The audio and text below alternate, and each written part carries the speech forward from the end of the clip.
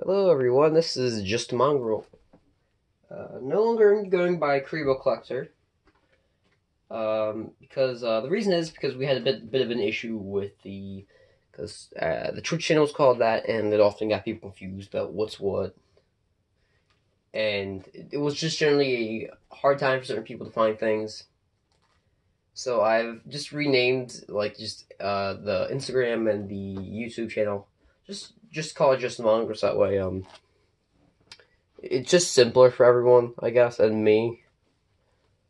Because I'll do like two different intros on Twitch, like this is Just A Mongrel and also Kribo Collector, same person but go by different names. So I just figured, I just do this all around, so that way everything's just called Just A Mongrel. So it's much easier to go by, and it's easier for people to sit there and look for Twitch and all that and stuff. But sorry about not uploading videos and missing last month and being late a lot on this month's Dark Mission Bloods with Dragon deck profiles. I'm skipping last month's. I'm just going to do this month's. I haven't really messed with them that much. I've generally forgot about them. But I have been doing a lot about Zombie World, and I have been getting better cards and all that. And we're going to go into it. It's very... Yeah, there we go. It was really close for some reason. But I run 3 Glow Up Blooms, 1 Shiranui Spectral Sword. Finally figured out how to say that. I run 1 Tatsunekro and 1 Unizombie for the tuners. Glow Up Bloom can sit there and get your main boss monster out, Doom King Balderoach. And he's pretty easy to get out as well, because he constantly survives himself, and he can do some pretty neat things. This guy can also get his effect in the graveyard to get him out. Pretty good. Whenever she's sent to the graveyard, except for the turn she's sent there, essentially you can synchro summon using her and another monster, but banish them both. So this helps a lot because I do a lot of graveyard type stuff. Next up, we have Tatsunekro. Tatsunekro can, when it's normal summons, he can use himself and materials and 1 monster from your hand to use for a synchro material. So I can get up to I believe a 7. Yeah, 7. I don't know why it took me so long. Unizombie can discard from your hand to change another monster's level. And he can also discard a zombie, or send a zombie from deck to graveyard to change his own level, which is pretty helpful half the time. Next up for the level 4s, I run 2 Danger Mothmans, 1 Zombie Master, 1 Armageddon Knight. I've bumped it back up to 3 Mizukis. I've downgraded to two Gozukis, and I now have 4. I've been using 4 Necro Banshees. Dangers are pretty unique, and I've actually got these from packs and all that. It's pretty interesting, because Mothman is actually one of my favorite Danger artworks, and he's not the greatest effect in Danger decks, so people leave him out. However, because of that, he's pretty cheap to buy, and he's pretty easy to get as well. He's only a super rare, I believe, in Soul Fusion, so it's pretty easy. And normal Danger effects and all that, but when he's discarded, both players, I believe, can draw 1, and then yeah, both players draw 1 card and discard 1 card. So essentially, it's a draw card, and you also get to send a card from your hand to your graveyard. So effects could be something like Glow Up Bloom, or Shiranui Spectral Sword, even Mezuki, Gozuki, things like that, Necro Banshee. Zombie Master, he's new into the deck I put, because I actually have multiples of them. I've seen a lot of people use them, but I wasn't too fond of them. But this build, I'm using a lot of level 4 lower zombies, so it works out. So essentially, you can send a monster from hand to graveyard until you're a level 4 lower zombie in either player's graveyard and special summon it. But it has to be, this card has to be face up on the field, but it's pretty, because you could sit there and link up, or XYZ, summon something. It's pretty easy. Next up is Armageddon Knight. Essentially, whenever he's summoned, he's censoring the graveyard. Mezuki can sit there and banish himself and summon the zombie from the graveyard. And it's not a hard once per turn, so it's pretty easy revival. You can just send him constantly. Pretty good. Gozuki, during a main phase once per turn, you can sit there and send a zombie from deck to graveyard. And you can also banish another zombie except Gozuki and special summon the zombie from the graveyard. Except himself, I believe. Yep, I think. Necrorode, essentially you contributor from the field.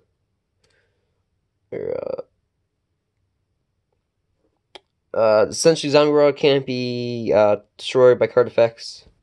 Neither player can target it with card effects, and it's a quick effect. Banish this card from your field or graveyard and activate Zombie World directly from your hand or deck. And it's a once per turn as well. But still pretty good. For level 6s, I run 2 Destiny Hero Malicious. Because essentially you can banish him from the graveyard and summon another one of itself from the deck. For level 8s, I run Danger Bigfoot, Chaos Dragon Levineer, and 3 Doom King Balder Roaches.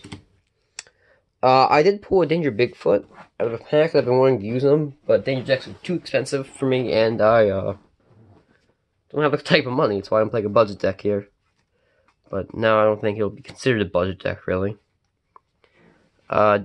Pretty simple stuff, normal danger things. Can destroy one face-up card in the field if he's chosen. Pretty easy. Chaos Dragon Levineer, I believe. Because I don't run any light monsters in the deck, I don't use his light or both effects. So essentially, I'm going to shuffle one random card from my opponent's hand to the deck. But, it's essentially just a big beater I can get out by getting rid of small monsters in my graveyard that I really don't need at the moment. For just a big beater, so that's really his only purpose. Doom King Balder Roach, if Zombie Girl's in the field, you can special summon on their standby phase from the graveyard and defense position once per turn. And also you can, I believe during a... okay, so it's a quick effect. Once per chain, when a zombie monster except Doom King activates effect, excepting the damage step, you can essentially negate the effects and... oh wait. You can either negate the effect or banish one monster from the field or graveyard, so it's pretty easy. In case they're wanting a big monster from the thing, they're using a, something, you can just get rid of it. Next up for the pretty simple spells, which are self-explanatory. Monster Reborn, Dark Hole, Terraforming, Foolish Barrier Goods, and Trade-In. These are all pretty easy ones. Revival, Destruction, Field Spell, send monsters to the graveyard, send spells to the graveyard, and draw power and graveyard power as well. For the quick play spells, we run Twin Twister and 3 copies of Zombie Power Struggle. Twin Twisters for spell and trap destruction, and Zombie Power Struggle because essentially I can target one zombie monster in the field until the end of the turn it gains or loses 1,000 attack, and if it's in the graveyard, I can target one zombie monster that's banished and add it back to the deck, and then set this spell trap or set this face down, and then I can banish it when it leaves the field. For the field spells, I run 3 copies of Zombie Roll. It changes all zombies in the graveyards and field into zombie-type monsters. Also, neither player can tribute summon monsters except zombie monsters, which no one really does, honestly, in 2019. And I run 2 Eradicated Epidemic Viruses. I run 2 because they've been they've been relieved from the limited list, so you can now freely play them. I haven't really seen anybody play them, honestly, so that's probably why. That, and also there's so many like counters and all that. But these are really good for essentially Strikers / Paleozoic type decks, because essentially for 3 turns they can't really do anything. Or a spell heavy / trap heavy deck. Which is good for just any of those, because you don't spells are really easy to activate in Yu-Gi-Oh, and You're probably not being able to activate spells is really tedious and all that for 3 turns. So I've gotten like some good stuff with that, where they can't use a Monster Reborn or Dark Hole or Raigeki for that. It's pretty useful. For the extra deck, I run Elder Entity Nts.